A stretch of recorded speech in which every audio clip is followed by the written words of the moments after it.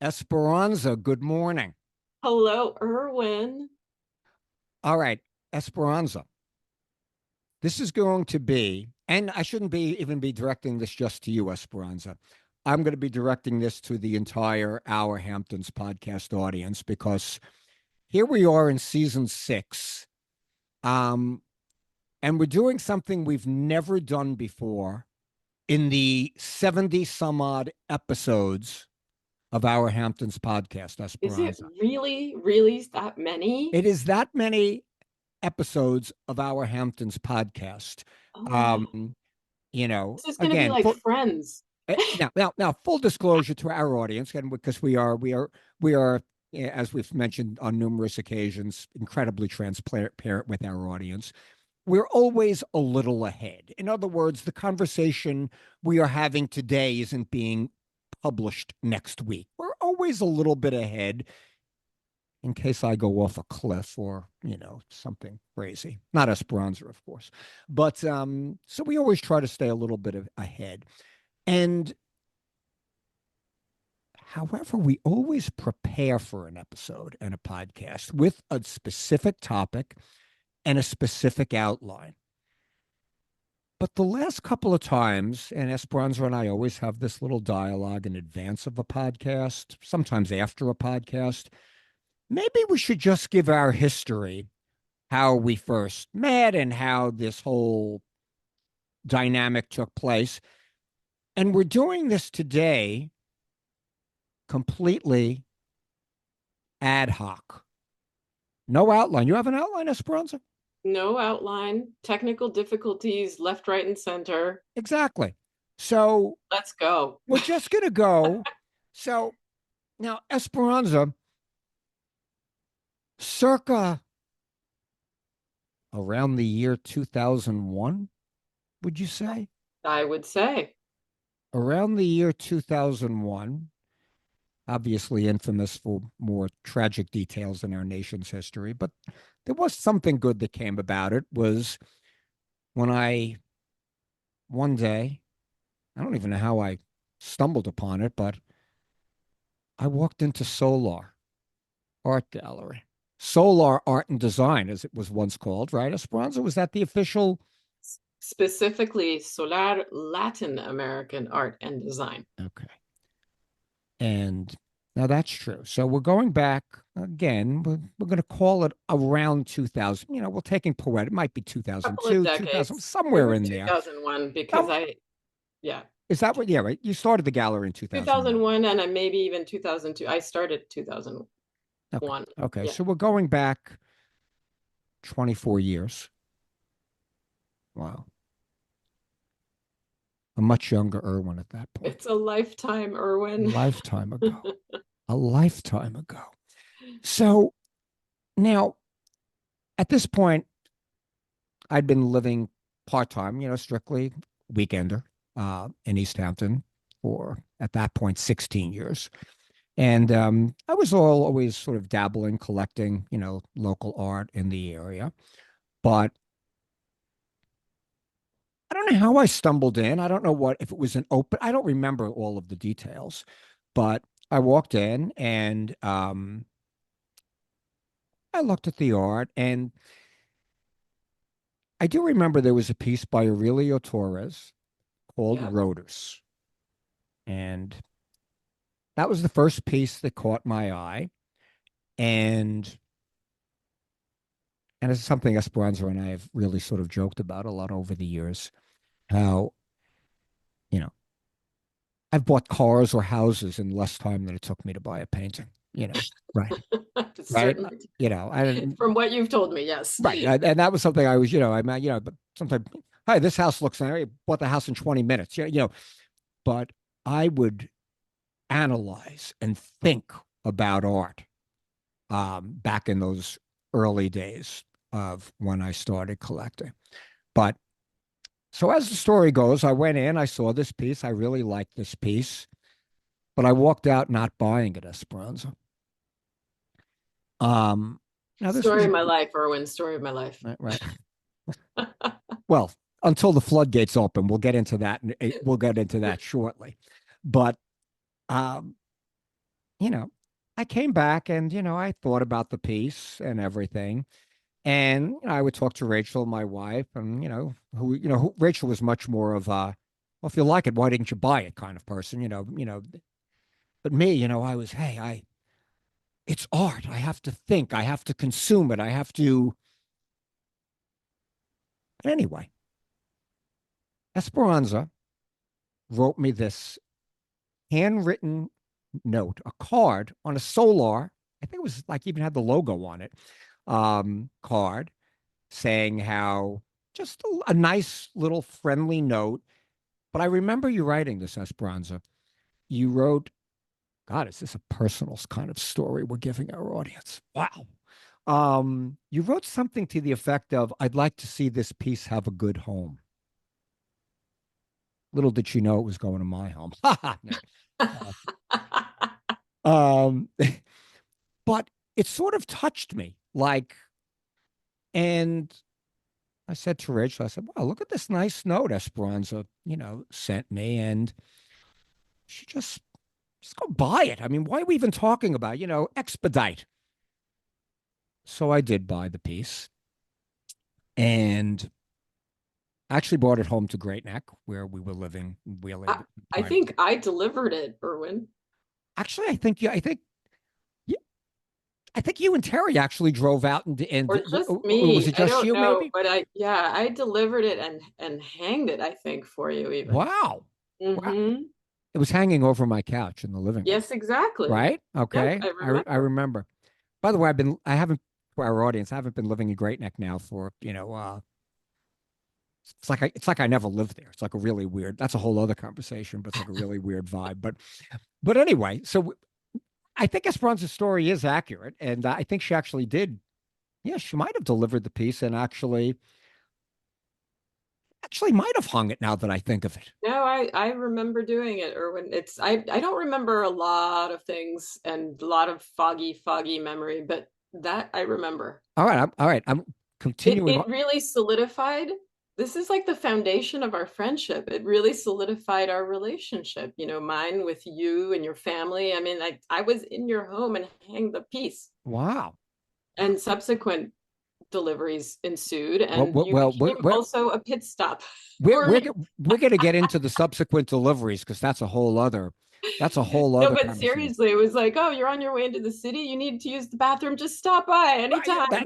that's also true. That's also true. Right. We did live about 2 miles off the Long Island Expressway. So yeah, I don't think Esperanza actually ever took me up on the offering of restroom facilities or the loo, as she would call it at times.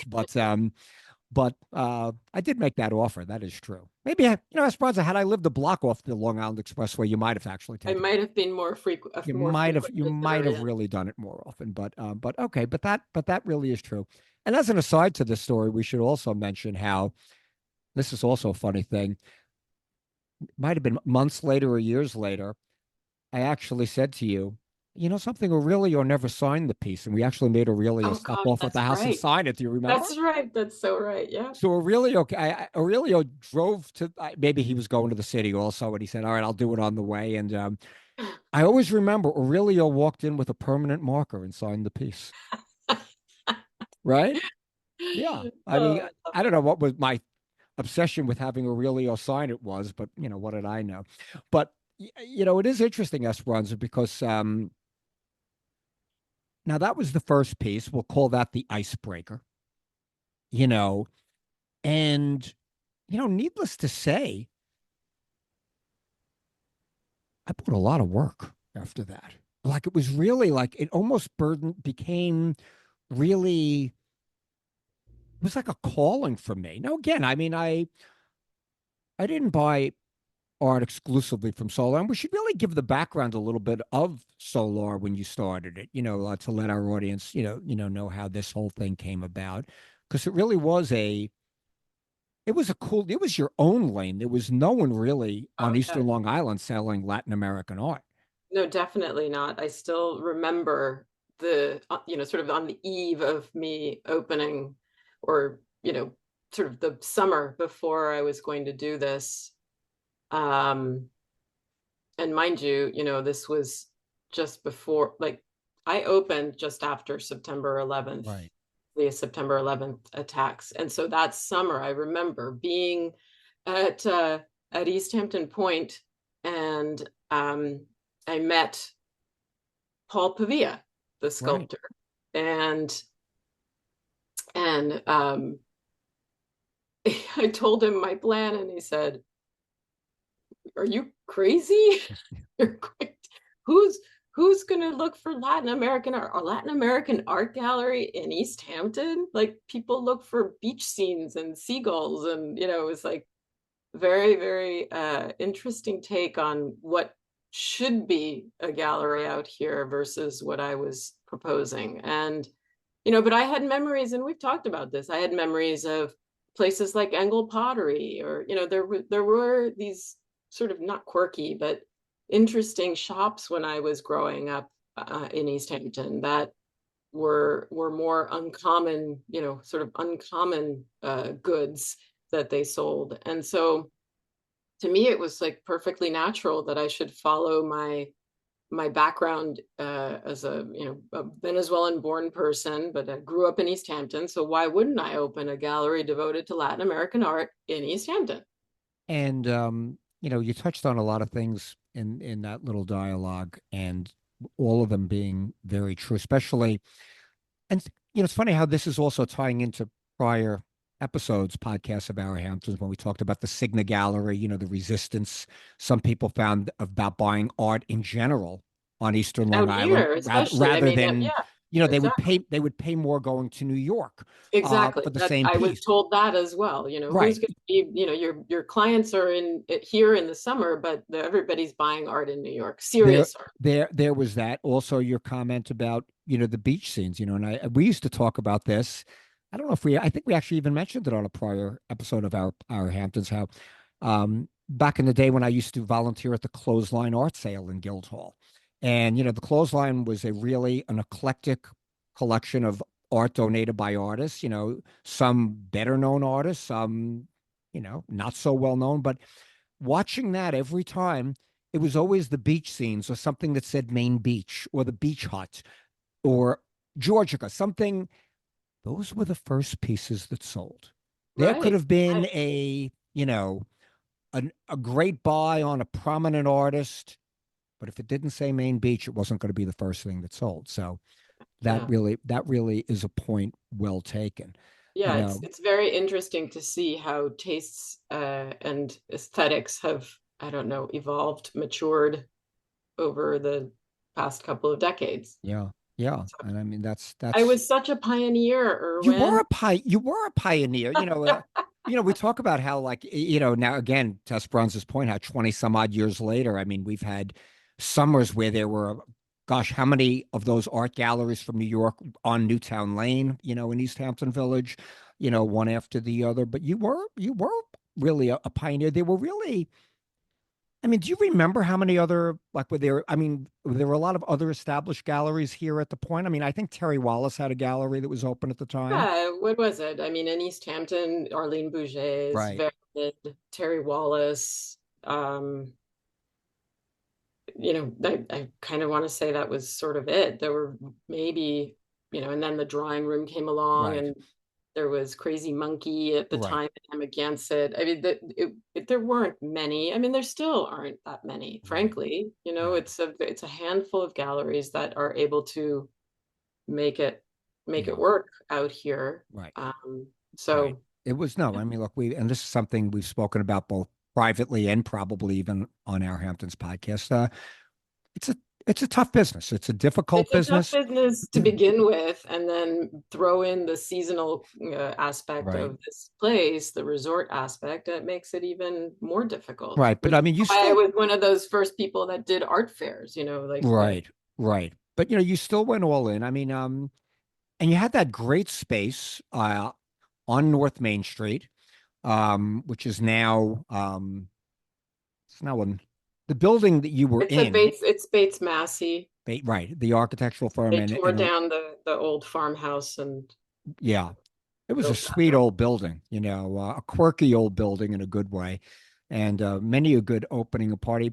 I should really ask. I bet your audience would be interested. Like, how when you were looking for space, like, did you see a lot of different spaces, or did this one sort of fall into your lap? Like, how did it? How did it? Do you recall how it all played out? Yeah, I do. And actually, yeah, I did. I saw space, for instance, in the Red Horse Plaza, which I would have really liked, but I, felt was a little bit out, like more out of the way. Not that North Main Street was exactly foot traffic zone, but Right. I thought that once I saw that space, I thought that it would at least, surrounded by restaurants as it was, would have a little more life. But the car culture here is still it predominates. So really, that didn't pan out. Um, but that came about through a friend that I had at the time, an acquaintance who was looking for space for I think it was a Pilates studio, and so for a while, we actually shared that space, Oh my which was so gosh. crazy. Wow. Yeah. And so, yeah, I had the greater portion of it, which was really like two rooms. Right. Think of it, this was an old house. Right. There was a real estate office on the first floor, and I shared the first floor with them, but really just like the front two rooms. It was sort of like the parlor, It was so interesting. And then Dawn had this little room that was off with a bathroom. And it was like the craziest, quirkiest little thing. But I loved it because I had wanted to create an atmosphere that, art was accessible, and it could be in your home, and the that this was a house, and so people wouldn't feel intimidated by this big white cube aspect of most galleries. You know, thinking back, I just want to touch on something because it does mirror something we spoke about the Signa Gallery. You're talking about the foot traffic in the village. If you recall, when we spoke of the Signa, I think in their last year of existence, they moved from Main Street to Newtown Lane. And the three proprietors lamented the fact how being on Newtown Lane, where the supermarket now is, so, a little bit further down, how much foot traffic they lost just not being on Main Street. Right, Again, we're right. going back to 1960, a very, a really different time. But it should also be mentioned about that space. You did have one huge advantage, and I'm going to relay. And our Hamptons podcast audience, I swear to you, there's not a note in front of Esperanza and I discussing this, but it's jarring a memory. And Esperanza, I'm almost going to say, I don't know if this was actually the first time I ever set foot in Solar. I don't know. I can't say that, but I remember vividly, and I'm going somewhere with this, driving to my home in Springs, and I would have to pass North Main Street if I was coming, unless I took Accabonock Road home, I would have to pass your gallery. And I remember this. It was a late Saturday afternoon, and something was going on there because there were a ton of people outside. I remember this. I mean, this is not fiction, unless I'm losing it and I'm making it up in my own head, but I don't think so. Um, and I was with my older daughter at the time, and you know, at that point, she was a teenager, a high school kid. Okay, and I said, "Whoa, what's going on here? Look, what's going on? People outside. I mean, there was music. I mean, I said, let's stop off." So my older daughter and I, high school age, I'm telling you, stopped off and we went inside. No, she didn't have a drink, but I did. Yeah, I was a good father, I think. Anyway, um, um, but I remember the atmosphere. And again, I can't swear if this was the first time. It might have been. But I just love the entire energy and the vibe. And the art was no, not beach scenes and Main Beach and seagulls. It was a little bit different. And again, I don't know the timeline, Esperanza, but I do vividly remember that party. And you threw many a good party at that location. Oh yes. Oh yes. In fact, it's so funny that this should come up right now because just a few days ago, um, I went to see a friend's band, playing in a band currently, and he's played in many bands, but two of the members of the band that night had been had played at the gallery in those early Oh years, my gosh. like maybe that same day that you're talking about, because I remember, I would have sort of an open mic time and stuff like that. So Right. anyway, it was very funny because both of these band members said to me, "Yeah, but like you gave us our start," Yeah.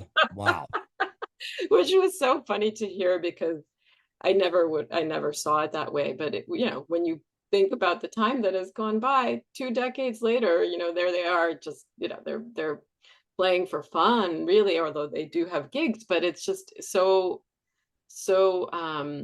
gratifying to Wow. know that these things are in our memories, and that somehow I contributed in whatever small way to someone's memories, someone's That good memories, wow. right? That is a Good that is memories. that Yeah, is a that is a crazy story. yeah. That is a crazy story. Yeah, Wow. I mean, I'm sure there are some police officers out there who remember. No, I'm kidding. We actually touched on that once in an episode where when the gallery moved to David's Lane and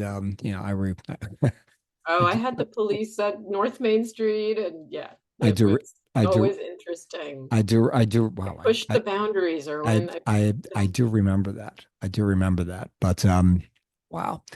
But the other thing that should be brought out is as we go through this, this was really the beginning. Um, and buying that Aurelio piece, for me, sort of opened up the floodgates of, like, I broke the ice, and I used that term before.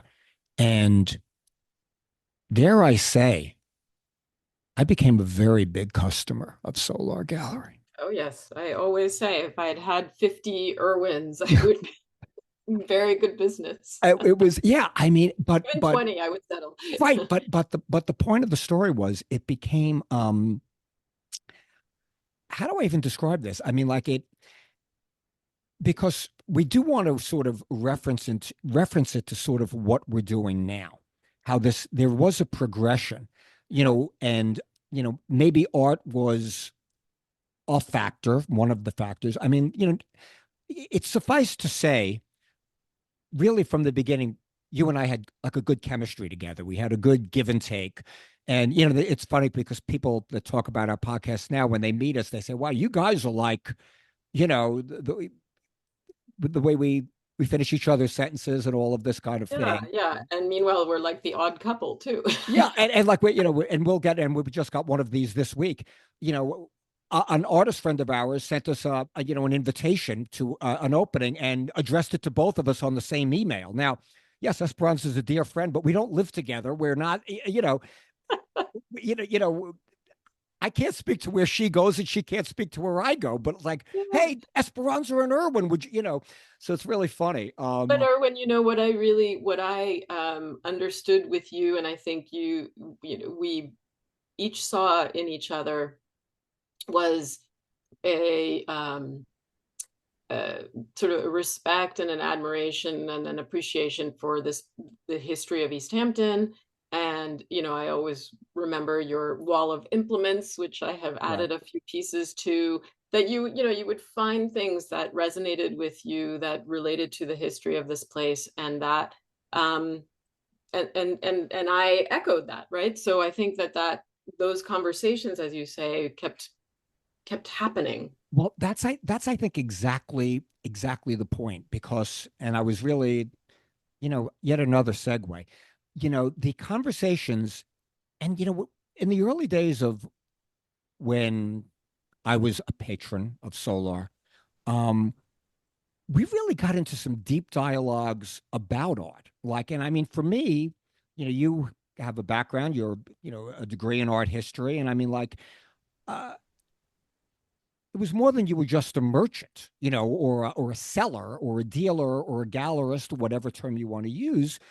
There was a certain, I mean, dare I say, like it was like an art education in a sense for me, learning about this new genre of art, predominantly, well, it wasn't exclusively Latin American; it was predominantly Latin American, and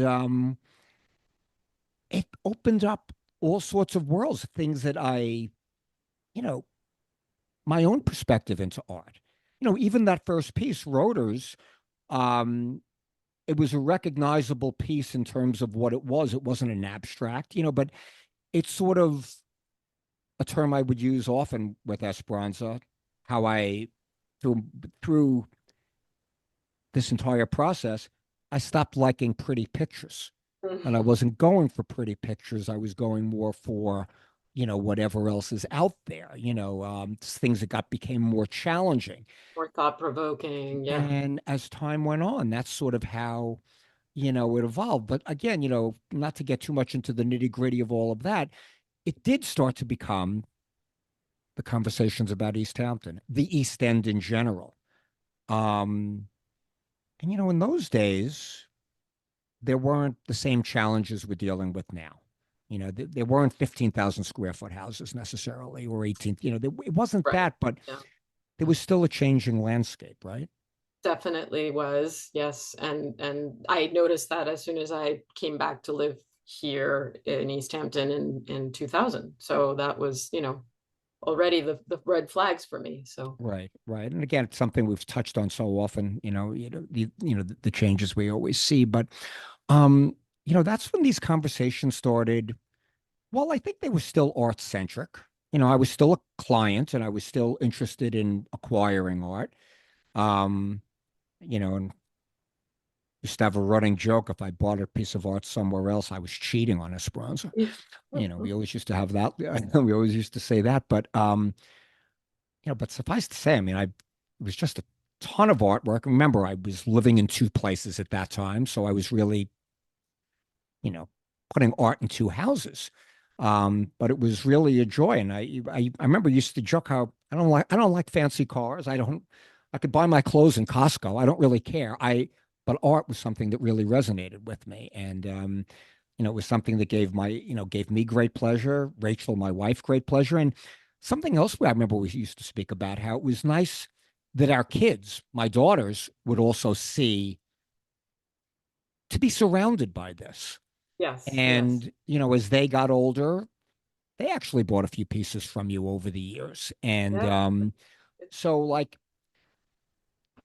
the relationship was generational and there was something really, really nice about it. But we really should start to wrap it up and bring it into present day. Now, Solar lasted for a while, but ultimately, you're still in operation in a different kind of platform, right? I mean, was it fair to say? Yeah, I mean that I'd say that once I had children, Right. or one child anyway, it just I knew that that wasn't I couldn't compete between the two things. I couldn't manage both. So, um, but I've remained steadfastly in the art world, in some way, shape, or form, um, and love art, love artists, and love the East End. So and and art, I think, makes us all sort of not all of us, but those of us who have this sensibility, maybe it just is unearthed. And um, my new sort of road that I'm traveling in preservation is not anything that is totally unaligned with what I loved through, seeing and appreciating art, and architecture, which is you need to preserve it because that's what communicates and connects us. And the point here is the conversations, even after the commerce, I'm not going to say the commerce slowed down between you and I, but the conversations never really did. And while they may have gone a little less art centric to the point you just made, they became topical in other ways, topical in relation to this place. And again, we sort of touched on this in prior podcasts, but I think it's as good a place as any to start wrapping it up. Um, there was that day in 2022, you know. Now I had sold a business prior, so I had flexibility. I had a retirement plan that didn't include something like golf. And anyway, one day out of the clear blue, I said to Esperanza, "Hey, you want to do a podcast?"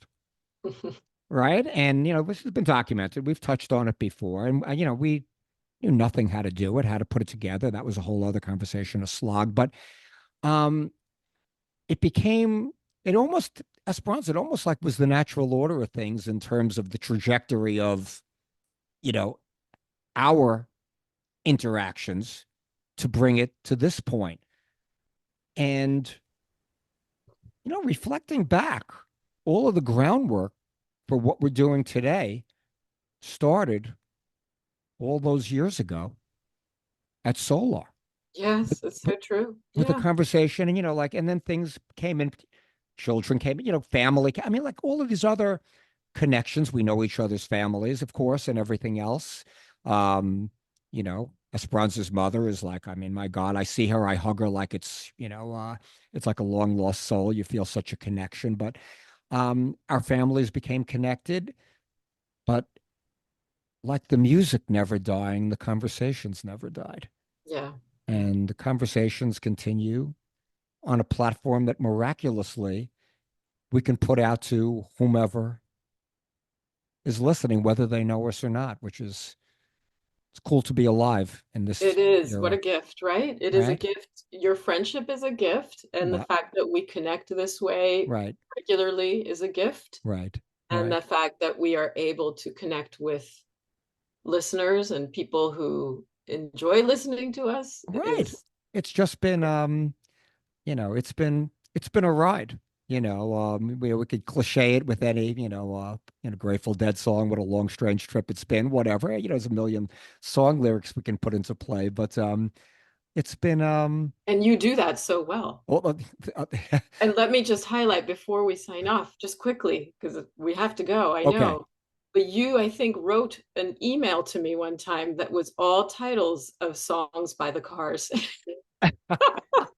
That's that's how I Right. mean things that That's so very funny. you have a knack for music too, Irwin, which I appreciate. Well, that's well, thank you for those kind words. And it's been look, it's been a joy. I mean, doing this podcast with you has been a joy. 25 years of conversations have been a joy. Um, And we're not done yet. and we're not done yet, which is even better. Wow, that was wow. I'm curious to see the reaction of our audience to this podcast, Esperanza, because this is really like a whole. We went down a very different lane today, and I liked it. Yeah, fun. Let's do it again one other time. Let's see what people let's see what It, people think if they want to listen to us. exactly, exactly. Or else they'll be saying, "Wow, that was pretty sappy," but okay, we'll give them a little poetic license. But Yeah. all right, Esperanza, that was fun. Thanks so much. Thank you, Irwin.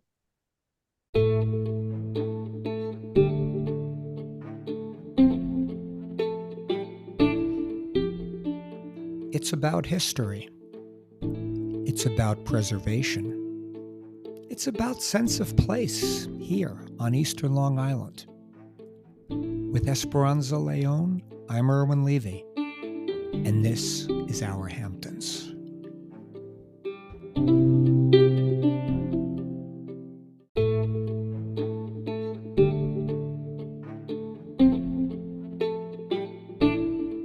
Thanks so much for joining us. New episodes of Our Hamptons are released every other Tuesday. Find them wherever you get your podcasts.